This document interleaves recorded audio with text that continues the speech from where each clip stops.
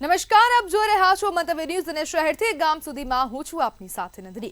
સમાચારોની શરૂઆત કરીશું, જેમાં કચ્છ ખાતેથી આ સમાચાર સામે આવી રહ્યા છે, જેમાં કચ્છમાં બે બાળકી સહિત માતાનું મોત થયું છે। તો સમાચાર કચ્છ ખાતેથી સામે આવ્યા, કચ્છમાં બે બાળકી સહિત માતાનું મોત થયું છે। આડેસરમાં પાણીના ટાંકામાં પડી જતા મોત થયા છે, તો બે બાળકી સહિત માતાનું મોત થયું। રૈયા રવજી આહિર 2 વર્ષની પુત્રીનું મોત થયું છે। ચિરાયુસિંહ રવજી તેમજ 2 માસની દીકરીનું મોત થયું છે। જે માનસિક અસ્થિરતાના કારણો બહાર આવ્યા છે, જેમાં 2 બાળકી સહિત માતાનું મોત થયું છે। ટાંકામાં પડી જતા ત્રણેયના મોત થયા છે, ત્યારે પોલીસે કાર્યવાહી કરીને તપાસ હાથ ધરી છે। આડેસરમાં પાણીના ટાંકામાં પડી જતા ત્રણેયના મોત થયા છે। 2 બાળકી સહિત માતાનું મોત થયું છે, જ્યારે રૈયા રવજી આહિર 2 વર્ષની પુત્રીનું મોત થયું છે। ચિરાયુસિંહ રવજી તેમજ 2 માસની દીકરીનું મોત થયું છે, તો માતા સહિત 2 બાળકીઓનું મોત થયું। માનસિક અસ્થિરતાના કારણો બહાર આવ્યા છે, જ્યારે સમગ્ર મામલે પોલીસે તપાસ હાથ ધરી છે। જ્યારે કચ્છમાં 2 બાળકી સહિત માતાનું મોત થયું। આડેસરમાં પાણીના ટાંકામાં પડી જતા મોત થયું છે, જ્યારે રૈયા રવજી આહિર 2 વર્ષની પુત્રીનું મોત થયું છે અને માતા સહિત 2 પુત્રીનું આ મોત થયું છે, જેમાં આયુષી રવજી તેમજ 2 માસની દીકરીનું મોત થયું છે। જે માનસિક અસ્થિરતાના કારણો બહાર આવ્યા છે, જેમાં પોલીસને હવે જાણ કરવામાં આવી છે અને પોલીસે વધુ તપાસ પણ હાથ ધરી છે અને જ્યારે કાર્યવાહી પણ શરૂ કરવામાં આવી છે। જે સમગ્ર મામલે પોલીસને પણ જાણ કરવામાં આવી હતી। આડેસરમાં પાણીના ટાંકામાં પડી જતા ત્રણેયના મોત થયા છે। માતા સહિત 2 પુત્રીઓના મોત થયા, જ્યારે રૈયા રવજી આહિર 2 વર્ષની પુત્રીનું મોત થયું છે અને આયુષી રવજી તેમજ 2 માસની દીકરીનું મોત થયું છે। તો કચ્છ ખાતેથી આ સમાચાર, જેમાં માનસિક અસ્થિરતાના કારણો બહાર આવ્યા છે। કચ્છમાં 2 બાળકી સહિત માતાનું મોત થયું છે। જ્યારે આડેસરમાં પાણીના ટાંકામાં પડી જતા મોત થયું છે, જ્યારે પોલીસને સમગ્ર મામલે જાણ કરવામાં આવી હતી અને પોલીસ દ્વારા કાર્યવાહી શરૂ કરવામાં આવી છે અને વધુ તપાસ પણ હાથ ધરવામાં આવી છે। જ્યારે આયુષી રવજી તેમજ 2 માસની દીકરીનું મોત થયું।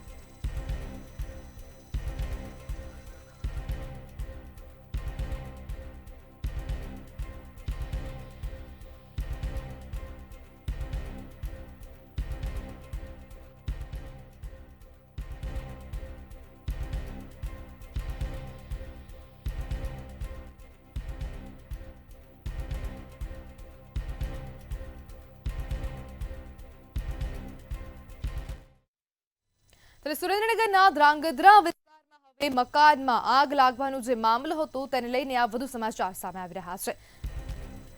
ધ્રાંગધ્રામાં રહેણાંક મકાનમાં આગ લાગવાનો મામલો સામે આવ્યો હતો। બંધ રહેઠાણ મકાનમાં આગ બાદ પોલીસે તપાસ શરૂ કરી છે, ત્યારે સમગ્ર મામલે પોલીસને પણ જાણ કરવામાં આવી છે। પોલીસનો કાફલો ઘટના સ્થળે પહોંચી આવ્યો છે, જ્યારે આગની ઘટના શંકાસ્પદ હોવાથી ફોરેન્સિક ટીમને પણ જાણ કરવામાં આવી હતી। આકસ્મિક રીતે આગ લાગી નથી, પરંતુ લગાડવામાં આવી છે તેવી શંકા વ્યક્ત કરવામાં આવી છે, જ્યારે પોલીસે 2 શંકાસ્પદ શખ્સોની અટકાયત કરીને પૂછપરછ પણ શરૂ કરવામાં આવી છે।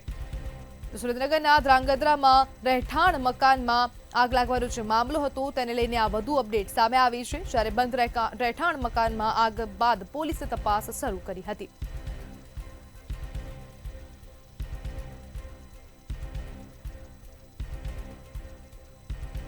જ્યારે આકસ્મિક રીતે આગ લાગી નથી, પરંતુ લગાડવામાં આવી છે તેવી પણ શંકા હવે પોલીસ દ્વારા વ્યક્ત કરવામાં આવી રહી છે, જ્યારે પોલીસે 2 શંકાસ્પદ શખ્સોની અટકાયત કરીને પૂછપરછ શરૂ કરી છે। જે સમગ્ર મામલે ફોરેન્સિક ટીમને પણ જાણ કરવામાં આવી હતી। જે બંધ મકાનમાં આગ લાગવાનો જે મામલો હતો, તેને લઈને આ વધુ સમાચાર સામે આવી રહ્યા છે। બંધ રહેણાંક મકાનમાં આગ બાદ પોલીસ દ્વારા તપાસ શરૂ કરવામાં આવી હતી।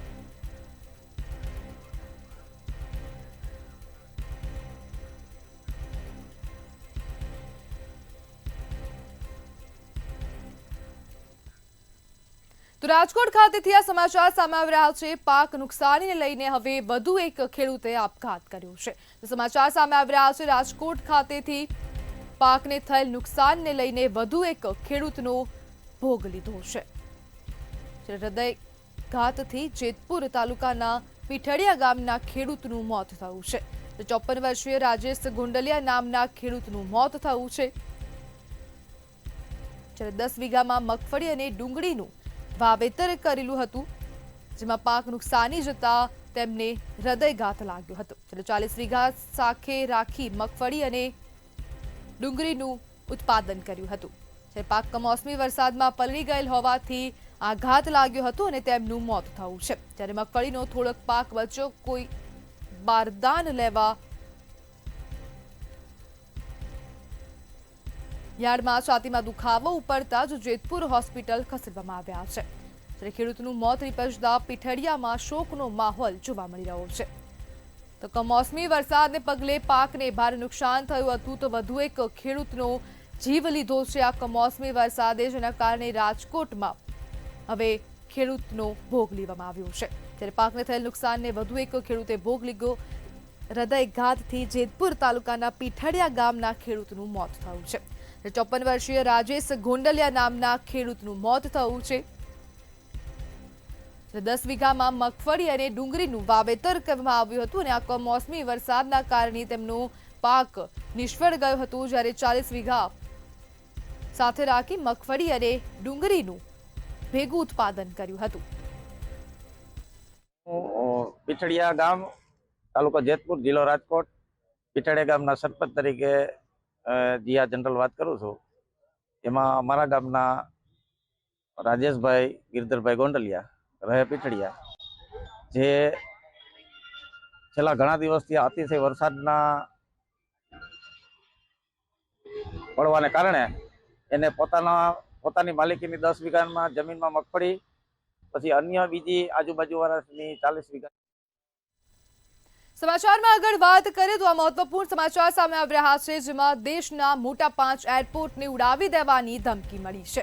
તો દેશના 5 મોટા એરપોર્ટને ઉડાવી દેવાની ધમકી આપવામાં આવી છે। જ્યારે હૈદરાબાદ, મુંબઈ, વારાણસી એરપોર્ટને ઉડાવી દેવાની ધમકી આપવામાં આવી છે।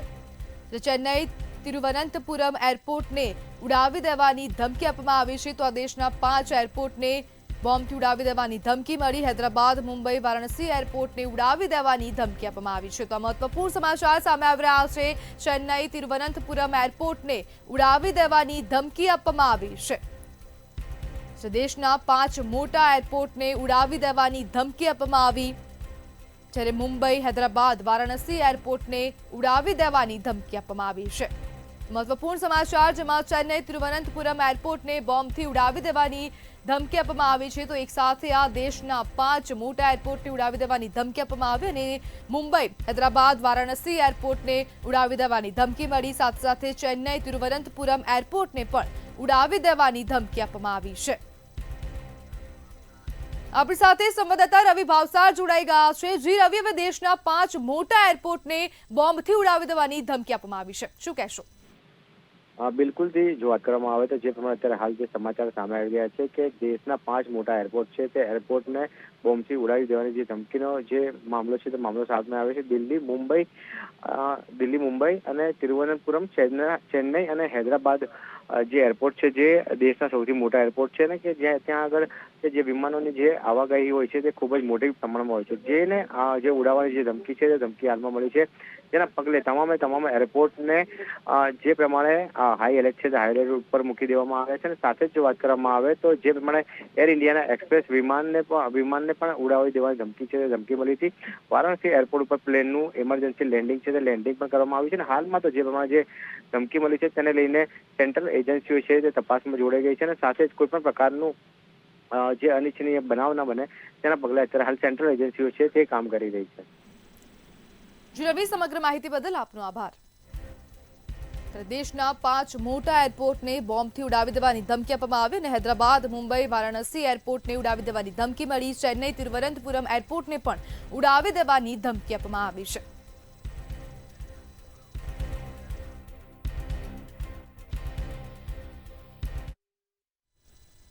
તો ભરૂચ ખાતેથી આ સમાચાર સામે આવી રહ્યા છે। શહેરમાં ભીષણ જે આગ લાગી હતી તેને લઈને આ વધુ અપડેટ સામે આવી રહી છે। તો ભરૂચ ખાતેથી આ સમાચાર, શહેરમાં ભીષણ આગનો જે મામલો હતો તેને લઈને આ વધુ સમાચાર સામે આવી રહ્યા છે। ગોલ્ડન સ્ક્વેરના 9મા માળે આગ લાગી હતી।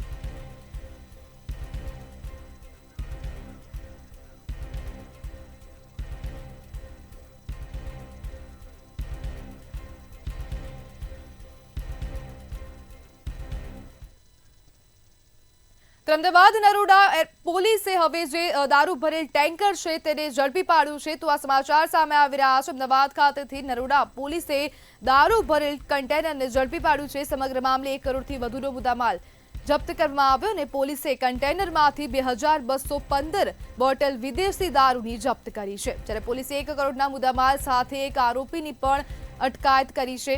જ્યારે પોલીસે કન્ટેનરમાંથી 2215 બોટલ વિદેશી દારૂની ઝડપી પાડી છે।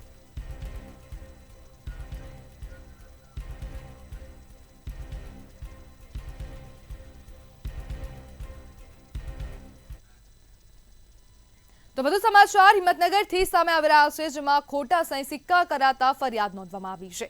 સમાચાર હિંમતનગર ખાતેથી સામે આવી રહ્યા છે, જેમાં ખોટા સહી સિક્કા કરાતા ફરિયાદ નોંધવામાં આવી છે। ગ્રામ્ય પોલીસ સ્ટેશનના ખોટા સહી સિક્કા કરાતા ફરિયાદ દાખલ કરવામાં આવી છે।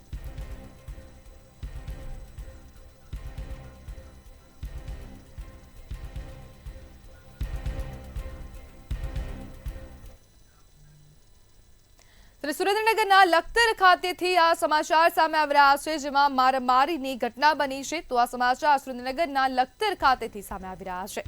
લખતરના સાકર ગામે મારામારીની ઘટના બની છે, ત્યારે એક જ જ્ઞાતિના લોકો વચ્ચે જૂના મનદુખમાં મારામારી થઈ છે।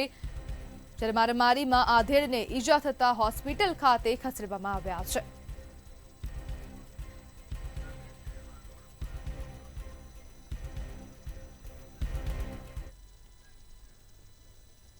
તો જૂનાગઢ શહેરમાં રોડ પર હવે સિંહો દેખાયા છે। તો સમાચાર સામે આવી રહ્યા છે, જૂનાગઢ ખાતેથી રોડ પર સિંહો દેખાયા છે, જેનો વિડીયો પણ સામે આવ્યો છે, જેમાં વાણિયા વાવ ચેકપોસ્ટ પાસે સિંહો જોવા મળ્યા છે।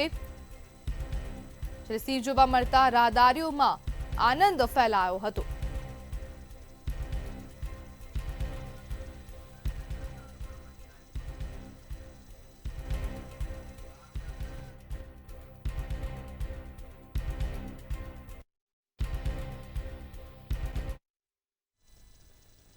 તો ભાવનગર ખાતેથી આ વધુ સમાચાર સામે આવી રહ્યા છે। ગારિયાધાર ગ્રામ્ય પંચાયતમાં ઉથલપાથલ જોવા મળી રહી છે। તો સમાચાર ભાવનગર ખાતેથી સામે આવી રહ્યા છે। ભાવનગરના ગારિયાધાર તાલુકા પંચાયતમાં ઉથલપાથલ જોવા મળી છે। એક સાથે ભાજપના 2 તાલુકા પંચાયત સભ્યોએ રાજીનામા આપ્યા છે, જ્યારે પ્રમુખ પતિના વહીવટથી નારાજ થઈને રાજીનામા આપ્યા છે।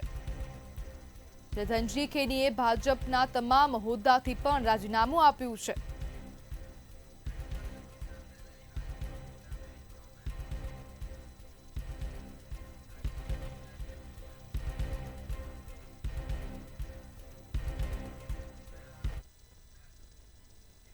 કમોસમી વરસાદને પગલે હવે ખેડૂતોને જે પ્રમાણે નુકસાન થયું છે, તેના કારણે રાજકોટ જિલ્લા બેંક દ્વારા મહત્વપૂર્ણ નિર્ણય લેવામાં આવ્યો છે। તો વધુ સમાચાર સામે આવી રહ્યા છે, જેમાં ખેડૂતોને નુકસાનને લઈ રાજકોટ જિલ્લા બેંકનો આ મહત્વનો નિર્ણય જિલ્લા સહકારી બેંક દ્વારા ખાસ કૃષિ લોન યોજના જાહેર કરવામાં આવી। ત્યારે ખેડૂતોને 1 વર્ષ માટે 0% વ્યાજે ખાસ લોનની જાહેરાત કરવામાં આવી છે।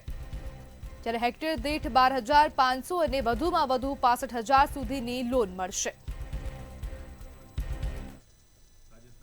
સમગ્ર રાજ્યમાં થયેલ કમોસમી વરસાદથી રાજ્યના ખેડૂતોને ઊભા પાકમાં ખૂબ મોટી નુકસાની થયેલ છે। આ નુકસાનીમાં ખેડૂતોને મદદરૂપ થવા માટે રાજકોટ જિલ્લા સહકારી બેંક એ હંમેશા ખેડૂતોની બેંક રહી છે। રાજકોટ અને મોરબી જિલ્લાના મંડળી મારફત બેંક સાથે જોડાયેલા 2,25,000થી વધુ ખેડૂત સભાસદોને આજે બેંકના બોર્ડ ઓફ ડિરેક્ટરે નિર્ણય કર્યો છે કે હેક્ટરે 12,500 અને વધુમાં વધુ 65,000 રૂપિયા સુધીની કૃષિ લોન 0%, 1 પણ રૂપિયો વ્યાજ લીધા વગર 1 વર્ષની મુદત માટે આપવાનો આજે બેંકે નિર્ણય કર્યો છે, એની જાહેરાત કરું છું। આવતા સપ્તાહથી રાજ્યમાં કડકડતી ઠંડી પડશે. રાજ્યમાં ઠંડીના ચમકારને લઈ હવામાન વિભાગ દ્વારા આગાહી કરવામાં આવી છે. 12 નવેમ્બરથી 18 નવેમ્બર સુધી વાતાવરણ સૂકું રહેશે. अगले 7 दिन के लिए 12 नवंबर से लेकर 18 नवंबर तक मौसम आमतौर से शुष्क रहेगा और जो मिनिमम टेम्परेचर लघुत्तम तापमान है इसमें कोई बड़ा बदलाव नहीं रहेगा। और जो हमारा कोस्टल में अभी जो विंड का दिशा है उत्तर से उत्तर पूर्व दिशा में है। दोनों दक्षिण और उत्तर गुजरात के जो तटीय क्षेत्र है इसमें उत्तर से उत्तर पूर्व दिशा से पवन का मूवमेंट है और इसका जो स्पीड है उत्तर गुजरात के तटीय क्षेत्र में 10 से 15 नॉट है और दक्षिण गुजरात में स्पीड है 15 से 20 नॉट। સુરેન્દ્રનગર ધ્રાંગધ્રાના કંકાવટી ગામે પાવર ગ્રીડ કંપનીના કર્મચારીઓ અને ખેડૂતો વચ્ચે ઘર્ષણનો મામલો સામે આવ્યો છે. ખેડૂતોના હકનું વળતર ન આપ્યું હોવાના ગંભીર આક્ષેપ કરવામાં આવ્યા હતા. તેમજ વાવડી અને કંકાવટી ગામે કામ શરૂ કરતા ખેડૂતોમાં રોષ ફેલાયો હતો. ત્યારે પાવર ગ્રીડ કંપનીના કર્મચારીઓએ પોલીસ પ્રોટેક્શન સાથે કામગીરી શરૂ કરી હતી.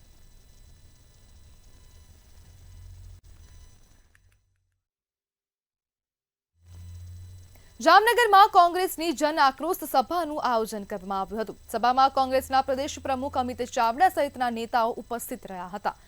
લોકોને પડી રહેલી હાલાકી વચ્ચે કોંગ્રેસ લોકોનો અવાજ બને અને આક્રમકતાથી લડાઈ આપે તે માટે આહવાન કરવામાં આવ્યું હતું. ત્યારે આ સભામાં કોંગ્રેસના અંદરોઅંદર ખટરાગને ઠારવા માટે સ્થાનિક નેતાઓ દોડી આવ્યા હતા. ગુજરાતના અલગ અલગ વિસ્તારોમાં આ સભાઓ થઈ રહી છે. સાથે સાથે ખેડૂતો પર જે કુદરતી આફત આવી ને સરકાર નિષ્ઠુર બની ને 50,000 રૂપિયાના નુકસાન સામે ફક્ત 3,500 રૂપિયા આપી અને ખેડૂતોની મશ્કરી કરી રહી છે. ખેડૂતો એક તરફ આત્મહત્યા કરી રહ્યા છે અને સરકાર મોંઘા મોઢે આ તમાશો જોઈ રહી છે. એવા સમયમાં ખેડૂતોના આક્રોશને વાચા આપવા માટે કોંગ્રેસ દ્વારા કિસાન આક્રોશ યાત્રાની પણ શરૂઆત કરવામાં આવી છે. થરાદમાં એપીએમસી ખાતે મગફળી ખરીદીની શરૂઆત કરવામાં આવી. ત્યારે મગફળીની ખરીદીના 12 જેટલા કેન્દ્રોનો શુભારંભ કરવામાં આવ્યો હતો. માર્કેટ યાર્ડ ખાતે યોજાયેલા શુભારંભ કાર્યક્રમમાં વેપારીઓ અને ખેડૂતો ઉપસ્થિત રહ્યા હતા અને ખેડૂતોને સમયસર અને સારો ભાવ મળતા મોટાભાગના ખેડૂતો ટેકાના ભાવના કેન્દ્ર પર પહોંચ્યા હતા અને પોતાનો પાક વેચવા ઉત્સાહભેર આવ્યા હતા. મગફળી લઈને આવ્યા છો અને સરકારશ્રીએ જે ટેકાના ભાવે મગફળી ખરીદવાની જાહેર કરી એ સરકારશ્રીનો ખૂબ ખૂબ આભાર માનું છો કે જ્યારે બજારની અંદર 1,000 થી 1,100 રૂપિયાના ભાવ મળતા હતા અને આજે સરકારશ્રી દ્વારા 1,452 રૂપિયાનો માતબર ભાવ મળે છે. માટે આના માટે ખૂબ ખેડૂતોને ફાયદો થયો છે. સરકારશ્રીનો પણ આ તબક્કે ખૂબ આભાર માનો કે આજે ખેડૂતોને ખૂબ મદદ કરી એવું કહો તો પણ ખરું. માટે હવે આ રીતે સરકારશ્રીએ ખૂબ સારું પગલું ભર્યું છે. એ સરકારશ્રીની યોજના હેઠળ ટેકાના ભાવે ઓપનિંગ કર્યું. એમાં આપણે 20 કિલોના ભાવ 1,452 રૂપિયાનો માતબર રકમ આપણે ખેડૂતોને મળે છે 20 કિલો પર દીઠ. એટલે મોટી સંખ્યામાં ખેડૂતોનો ઓપનિંગ વખતે પણ હાજર રહ્યા અને અલગ અલગ આપણે 12 મંડળીઓ જેટલી સંઘ અને મંડળીઓને 12 જેટલાને હજુ સુધી આપણે આપ્યા છે ટેગ. ગુજકો માસોલ અને નાફેડની સંયુક્ત સાહસમાં એ અમારે 11મા નંબરનું સેન્ટર અમને આપ્યું છે. એટલે આપણે આજે ઓપનિંગ કર્યું. મહીસાગરના ખાનપુર એપીએમસીમાં ટેકાના ભાવે મગફળી ખરીદીનો પ્રારંભ કરવામાં આવ્યો. આ ખરીદીમાં સરકાર દ્વારા 1,452 પ્રતિ ક્વિન્ટલનો ભાવ નક્કી કરવામાં આવ્યો છે, જે ખેડૂતો માટે આશીર્વાદરૂપ સાબિત થઈ રહ્યો છે. ત્યારે ખેડૂતોને બજાર ભાવ કરતાં 400 રૂપિયા વધુ વળતર મળ્યું છે. ખેતી ખર્ચ નીકળવાની સાથે નફો થતાં ખેડૂતોએ સરકારનો આભાર માન્યો હતો. તેમજ સરકારે જે વિશેષ રાહત પેકેજ જાહેર કર્યું તે સંકટ સમયે ખેડૂતોને પાયમાલ થતાં બચાવશે. સરકાર દ્વારા ટેકાના ભાવે ખરીદીનો શુભારંભ થઈ ચૂક્યો છે. ત્યારે ભારત સરકારની નાફેડ દ્વારા ગુજરાત સરકારની નોડલ એજન્સી તરીકે ગુજકો માર્શલ દ્વારા પેટા એજન્સી એપીએમસી ખાનપુર દ્વારા મગફળીની ખરીદી શરૂઆત થઈ ચૂકી છે. આ ખરીદીથી ખેડૂતોની અંદર આનંદનો માહોલ છે. સરકારે મગફળીના 1,452 જેટલો સારો ભાવ આપી અને આ પરિસ્થિતિની અંદર પણ સરકારે ટેકાના ભાવે શરૂ કરી અને ખેડૂતને બેઠો કરવાનું કામ કર્યું છે. અમે મગફળી લઈને એપીએમસીમાં આવ્યા લીંબડિયા.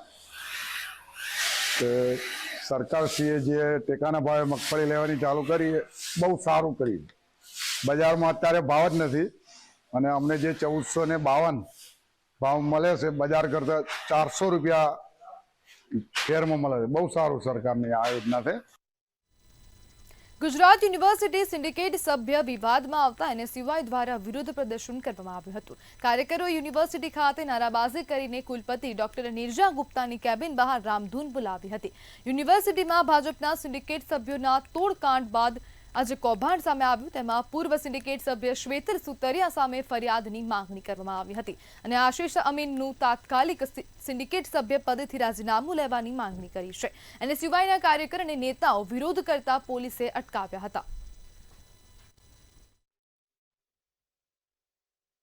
ગુજરાત યુનિવર્સિટીની અંદર ભાજપ સરકાર દ્વારા જે નિયુક્ત સિન્ડિકેટ મેમ્બરો હોય છે એ વિદ્યાર્થીલક્ષી કામ માટે નહીં પણ પોતાનું ઘર કેવી રીતે ભરવું, પોતાના ઘરે પૈસા કેવી રીતે ભેગા થાય, યુનિવર્સિટીમાં ક્યાં જગ્યા ખાલી પડી છે, ક્યાં પ્લોટ ખાલી પડ્યા છે, ક્યાં સારા સારા કોમ્પ્લેક્સ બનાવ્યા છે જે વિદ્યાર્થીઓ માટે બનાવવામાં આવ્યા હતા, એ કોમ્પ્લેક્સનો કેવી રીતે પોતે કબજો કરી લે, પોતાની જે ક્યાંક ને ક્યાંક એકેડેમીઓ ચાલે છે એ એકેડેમીઓ મફતના ભાવે ગુજરાત યુનિવર્સિટીમાં કેવી રીતે લાવી દેવામાં આવે. કોઈક સિન્ડિકેટ મેમ્બર અધિકારીઓને ફોન કરી 75 લાખ રૂપિયાની ખંડણી માંગે છે, એના રેકોર્ડિંગ બહાર આવે છે, છતાં પણ કોઈ પોલીસ ફરિયાદ નહીં. કુલપતિ વર્તન કરી રહ્યા છે. આજે અમને માંગણી લઈને આવ્યા છે ત્યારે રજિસ્ટ્રાર અને કુલપતિ બંને ભાગી ગયા છે. આ એ દર્શાવે છે કે બંને પણ આમને કંઈક મળેલા છે. અમદાવાદના વસ્ત્રાપુર વિસ્તારમાં ચોંકાવનારો બનાવ સામે આવ્યો છે. આદિત્ય ફ્લેટમાં રહેતી મહિલાએ ઓનલાઈન જે કંપની મારફતે સાફ સફાઈ માટે 3 કામદારો બોલાવ્યા હતા. સફાઈ દરમિયાન વિશ્વાસનો દુરુપયોગ કરીને આરોપીઓએ કબાટમાંથી 4 લાખ રૂપિયાના સોનાના દાગીના ચોરી કરી લીધા હતા. મહિલાએ દાગીના ગુમ થયાનો ખ્યાલ આવતા જ પોલીસને જાણ કરી હતી. તપાસ દરમિયાન 2 આરોપીઓને અમદાવાદમાં જ અને ત્રીજો આરોપી અર્જુનને રાજસ્થાનમાંથી ઝડપી પાડવામાં આવ્યો છે. ત્રણેય આરોપી રાજસ્થાનના રહેવાસી હોવાનું સામે આવ્યું. વસ્ત્રાપુર પોલીસે સમગ્ર મુદ્દામાં રિકવર કરી ફરિયાદીને પરત આપવાની કાર્યવાહી શરૂ કરી છે. તેમનું ઘર સાફસૂફ કરવાનું હોય તો તેમને આ કંપની સાથે કોન્ટેક્ટ કરી અને માણસો બોલાવ્યા હતા. સફાઈ દરમિયાન યુક્તિ પ્રયુક્તિ વાપરી અને 4 લાખ રૂપિયા જે માતબર રકમના ઘરેણામાં સોનાનો સેટ, સોનાની બંગડી, બ્રેસલેટ અને કૃષ્ણ ભગવાનનું પેન્ડલ વાળું સોનાનું કુલ 4 લાખ રૂપિયાનો મુદ્દામાલ ચોરી ગયેલા.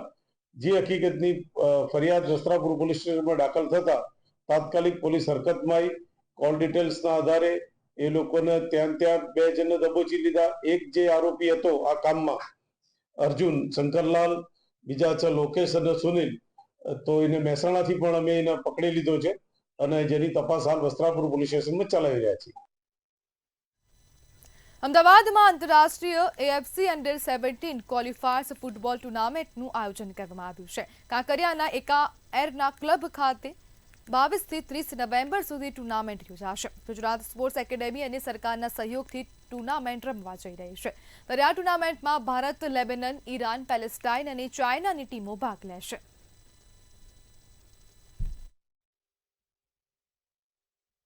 Asian football confederation under-17 क्वालिफायर्स tournament Ahmedabad में 22 तारीख से 30 नवंबर तक आयोजन किया जा रहा है और उसमें 5 टीम्स पार्टिसिपेट करेगी. 4 इंटरनेशनल टीम्स है जिसमें Iran, Palestine, Lebanon and Chinese Taipei और इंडिया है.